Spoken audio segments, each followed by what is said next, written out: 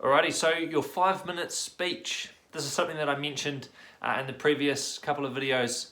And so it's time to talk about it on its own. So this is one of the things that some people freak out about. This is, sort of evokes some anxiety, some stress. What do I talk about? I'm not good at talking in front of people. What should I do? What happens? Blah, blah, blah, blah, blah.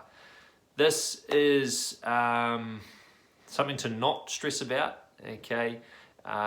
It's easy, again, it might be easy coming from someone that has been there before, but as long as you are talking about something that you know, it's going to be a hell of a lot easier. So let me explain to you what my take on the 5-minute speech and my tips and some of my advice. So when it comes to the 5-minute speech, it's important that you, like I said, you pick something that you are confident to talk about, that you know inside out, that you're not going to have to go and do a whole bunch of research for, etc., etc.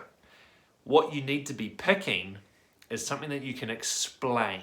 So it could be, how something works is always the easiest, or what happens with a certain process, or something like that. So if I use myself as an example, when I went through the pack day, I did a 5-minute speech on how to lose weight. For me, it was very simple because I was a personal trainer at the time, and it's what I talked about day in and day out. It's what came natural to me. It's what I, have sort of drilled into myself, and I've become a lot clearer on how I can explain that to people in simple terms that they can understand without asking too many questions. So I did how to lose weight, and I did it from a calorie standpoint. Okay, so for me, it was really easy. I had a couple of key things that I wanted to do, and I wanted to talk about, and I structured it in a way that was going to work for me. So let's talk about structure. So when it comes to structure so like I said, pick something that you know inside and out. A how to is always the easiest, or what happens, etc. So find that thing that you know better than anybody else, that you can talk about in 5 minutes. When it comes to structure, you want to have your intro, so you want to introduce it, okay? And you'll see all of this in the 5-minute speech breakdown template. All right, so you want to have an introduction, you want to have a couple of main points, okay? So the start, and you want to get to the end, you want to explain it, and then you want to have your conclusion, okay? So you've got your sort of your intro, your body, okay, and then your conclusion. Throughout the 5-minute speech, it's important to ask questions after you talk about a main point or a main topic. Okay, you want to make sure that when you are talking to the person that is grading you on your speech, that you ask questions to make sure that they understand. The whole idea about this whole speech is that you are able to explain something to someone else who knows nothing about the thing that you're talking about, essentially. You've got to treat them like an absolute dummy. So they don't know anything about how to lose weight, they don't know anything about calories, or whatever it might be. I need to explain to them how it all works. So that's what I did. That'll be the same for you with whatever you pick.